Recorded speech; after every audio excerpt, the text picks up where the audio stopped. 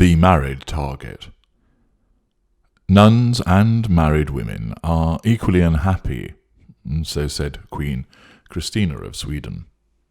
I have not yet targeted a nun, although I would readily claim to have done so, since an entertaining tale would surely be attached to such an endeavour. It is a different story with regards to married women. Our kind often target married women and married men for the purposes of seducing them, causing them to engage in an affair with us, and cause to put asunder that matrimonial union. Why do we target those who are married? Given that our kind generally prefer to be pushing on an open door when it comes to the question of seduction, and the fact that we like to conserve energy, why would we pick a target which is already with somebody else? Not only are they with someone else, but they are married, joined together by ceremony, and therefore this coupling has become elevated to the apparent ultimate statement of commitment, and therefore ought to be regarded as unassailable. Accordingly, why do we target such people? Number 1. Our sense of entitlement. We view the world as ours and everything in it, and that includes people. We therefore want, therefore we should get. 2. Lack of boundary recognition. Nothing is off limits to us. The institution of marriage is one that we respect for the purposes of our facade, but otherwise it means nothing to us. 3. Lack of accountability. We might be labelled as a marriage spoiler and home wrecker, but what do we care? It won't be our fault, because our narcissistic perspective automatically causes us to advance reasons as to why we have done nothing wrong. For instance, he obviously wasn't happy, otherwise why did he leave her? 4. Triangulation. A favoured manipulation of ours, which allows for contrast, the creation of dharma, the assertion of control, pitting parties against one another, and, of course, the provision of 2 fuel streams. Number 5. Magical thinking. This includes the triangulation and the lack of accountability, as we regard ourselves as actually doing a good thing. We are the white knight, riding in to rescue the damsel in distress, or the angelic soul tending to the downtrodden man. As is often the case, we will portray ourselves as the rescuer, at least to begin with. 6. Omnipotence. Seducing someone single, anybody we choose, and of course succeeding, shows we are effective. Steal that person away from a partner, our power is even greater. Pluck them from a marriage, how mighty are we to be able to do that?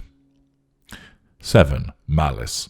The cuckolded individual might be someone who has mortally offended us, and therefore by stealing something so precious as their spouse, then that allows the delivery of sweet revenge on this transgressor, and thus assert control over them. 8. Confirmation of empathic traits. A married person is invariably a love devotee. They will be honest and decent because they have agreed to the statement of commitment. They subscribe to the institution of marriage, which will indicate a good moral compass. They will be caring, since they have agreed to be with another in this environment, and that means they will share resources, tend for that person when upset or ill, and so forth. Accordingly, where we identify an empath, those particular empathic traits will be strong, because they have committed to the institution of marriage. Number 9. Confirmation of residual benefits. It is highly likely that this individual, being part of a domestic setup, will engage in earning a wage, do it yourself, home improvement, cooking, cleaning, tending for the other person, and similar tasks, which tell those of our kind who prioritize those matters that these are residual benefits which are ready to be conferred on us. There may even be property and financial advantages to sequestrate post-divorce. Number 10. Fuel. By turning the head of this dazzling exotic creature, which is locked in a gilded cage, he or she will be grateful, joyous, and ecstatic to be freed, and of course the recipient of all this positive fuel will be us, the glorious rescuer. Throw in the negative fuel of the bested spurned spouse, and it is a fuel frenzy. Accordingly, the fact that somebody is married signals to us that there are many benefits, and our mindset sees this individual as an entirely viable target. However, might there be concerns also? I am sure various questions have already formed in your mind as to why we might not regard a married person as a viable target. This may include 1. Why choose someone who is already with somebody else? Surely that requires more effort to lure them away. 2. Is it not the case that lesser and mid-range narcissists are more likely to be deterred from hoovering when their former IPPS has a new partner post-escape, post-disengagement? Doesn't this then apply to when seeking a target? 3. Are we not concerned about reprisals from the target's spouse, family and friends? 4. Are we not concerned our facade may be damaged by such behaviour, which society generally frowns upon? 5. Would we not be perturbed that if this person can be stolen away from somebody else, then that means that they will do the same to us at some point? 6. If someone is willing to cheat on their partner, are they actually as empathic as we want them to be? These are fair questions. Taking them in turn. Number 1. Why choose someone who is already with someone else? Yes, this will require more effort, but our sense of entitlement, unshakable belief in our brilliance, and moreover the rewards that await us, means this effort is worthwhile. Keep in mind that as we are targeting this person, we will usually be devaluing our own intimate partner primary source, and therefore there is plenty of negative fuel on hand to power the seduction of this newly acquired target. We are not in any rush to secure them. Our IPPS is not looking to escape, and the conditions for disengagement have not yet been met. Number 2. Isn't it the case that lesser and mid-range narcissists are more likely to be deterred from hoovering when their former IPPS has a new partner post-escape or discard? So doesn't this apply when seeking a target? Well, that consideration is certainly applicable when applied to the follow-up hoover, but this is a seduction hoover, i.e. designed to draw somebody into the formal relationship, and therefore the condition and content are entirely different. The fear of rejection is not one which is looming large. 3. Are we not concerned about reprisals? No. Our belief in our superiority pushes such a concern to one side, and remember, for most narcissists, their narcissism operates in the moment and is not thinking about what will come next. The lesser will resort to physical violence if necessary. The mid-ranger will use this unwarranted, in his or her mind, attack to prove that he or she deserves pity and praise for doing the right thing in trying to set the poor spouse free from the abusive tyrant. The greater will charm their way out of trouble or implicitly reference far worse repercussions if anybody tries to get clever. 4. Are we concerned about damage to the facade?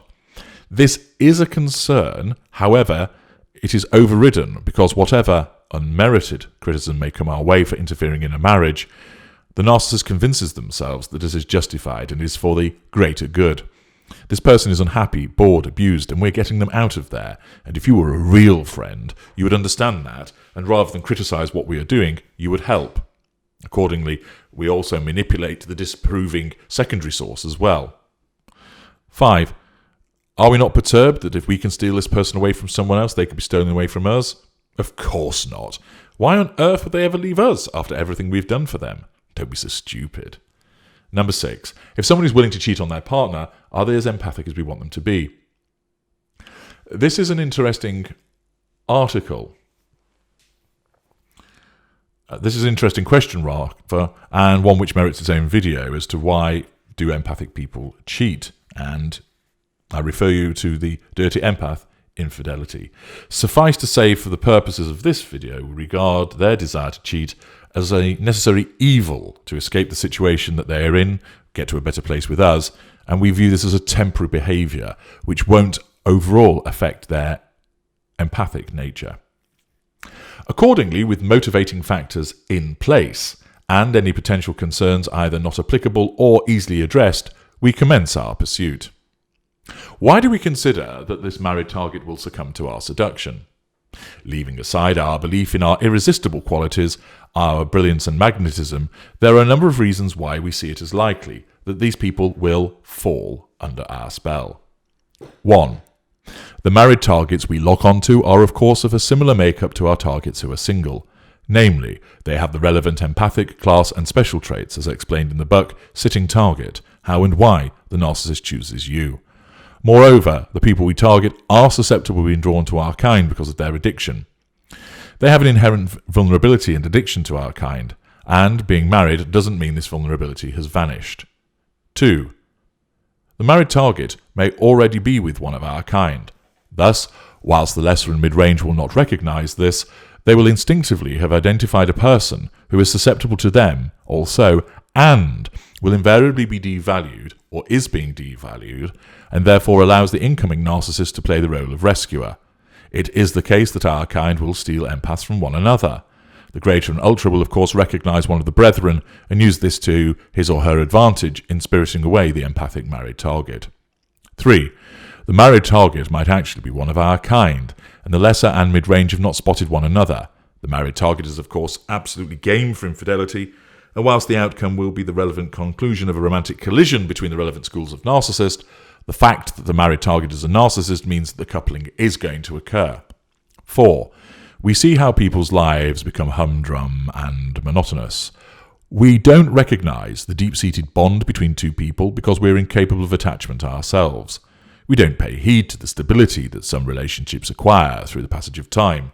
What we see instead is someone who must be bored with the same routine, because of course we become bored easily, and therefore judge others in a similar vein.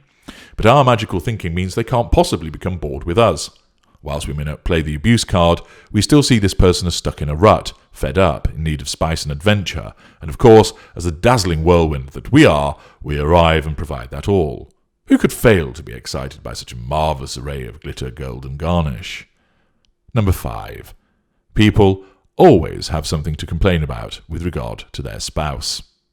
He isn't romantic anymore, she has let herself go, we never do anything together, she just wants to watch television, he won't show any interest in what I do, he insists on going fishing every weekend, he snores and it drives me nuts, and so on. Whether it is significant or trivial, we will count on these facts and uncover them and use them to our advantage. We will heighten our attractiveness based on this, for instance, asking you all about your interest in 18th century literature, and denigrate the spouse's unattractive trait. I wouldn't go fishing if I could go to the theatre with you instead. Of course, this is just part of the lying and mirroring that we do as we fabricate that illusion. Number 6. Our black and white thinking will automatically paint your spouse as the villain of the piece. His concern about where you are is painted as him trying to control you. His friendly demeanour with another woman is evidence of his flirtatious and treacherous nature. Our insidious techniques: drip feed, dissent, play with your mind. We dangle the golden carrot in one hand and pump toxic lies about your spouse with the other, looking to steadily tip the scales in our favour. 7. We will readily invent tales of your spouse's supposed misdemeanours and or manufacture them. A lieutenant will be sent to flirt with your husband and will provide you with footage to show their entanglement. Of course, we will remove the part where your husband tells her where to go. Another lieutenant will be sent to get your wife drunk or to slip drugs into her handbag for you to find later, ramping up our suggestions that she is selfish and tripping the light fantastic whilst you stay at home looking after the children. Why are you putting up with that when you could leave and be someone who really appreciates you? 8. Everybody has their price. Nobody is immune and above being manipulated into a position whereby they are seduced by us. Yes, some may take longer than others, but combine the target's susceptibility, the fact that they may be in a difficult relationship, the fact that they may be bored or lonely, the fact we are exciting and invigorating, the fact we will manipulate the battlefield so it is always in our favour, and you have a situation where it is impossible for someone to resist us. We will secure our married target. Unfortunately, if there are those who are impervious to our overtures, we won't target them to begin with. The dynamic of the married target and the narcissist also has to be addressed.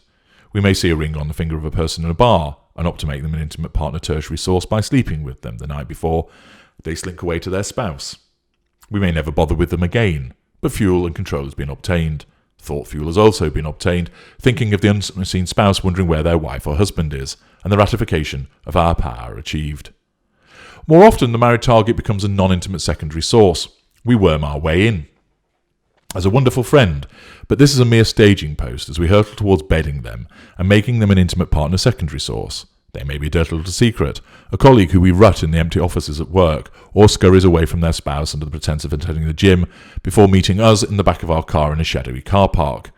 We may have no pressing need to make them our IPPS, and therefore we are content to utilise that person as a shelf IPPS, organising a night away together when he pretends he is on a business trip. or calling into work on the basis of being unwell to spend an afternoon together. We may bring you into our world, letting you meet our friends and family, seeing you intermittently, content to show you our enticing world, and then place you on the shelf, leaving you for longing more, pining for us at weekends when you must be with your family, and we are engaging with our own IPPS or a different IPSS. We may hit the mother lode and realise you ought to be our IPPS, and as our candidate IPSS, we go all out to smear your spouse, entice you and roll out all our dazzling illusions to show you that you need to leave him, be free, and be yourself, but with us. We will coax, cajole and entice, showing you the forbidden fruits and the liberation that awaits you at our supposedly benevolent rescuing hand. The more we smear your innocent spouse, and the more we shower you with the love bombing, your resistance will erode.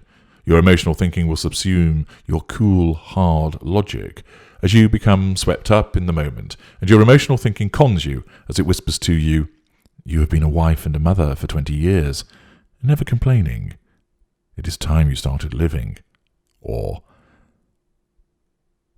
"She's just interested in sex.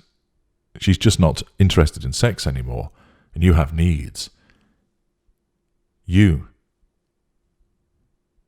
can now feel alive again." Or, "She just takes you for granted.